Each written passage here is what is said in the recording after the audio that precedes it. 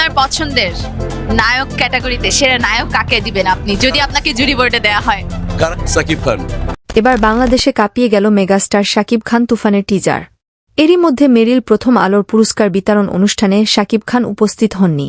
সাংবাদিকের একজন মিশা সওদাগরকে জিজ্ঞাসা করেন, আপনি মেরিল প্রথম আলোর পুরস্কার বিতরণে আপনাকে যদি জরিপ বোর্ডে রাখা হয় তাহলে সেরা নায়ক হিসাবে আপনি কাকে পুরস্কার দিবেন? এমন কথা শোনার পর মিশা সওদাগর বলেন, আমি সেরা নায়ক হিসাবে শাকিব খানকে পুরস্কৃত করব, কারণ সে পুরস্কার পাওয়ার যোগ্য আমার কাছে মনে হয়। আপনার পছন্দের নায়ক ক্যাটাগরিতে সেরা নায়ক কাকে দিবেন আপনি যদি আপনাকে জুরি বোর্ডে দেয়া হয়? সাকিব খান।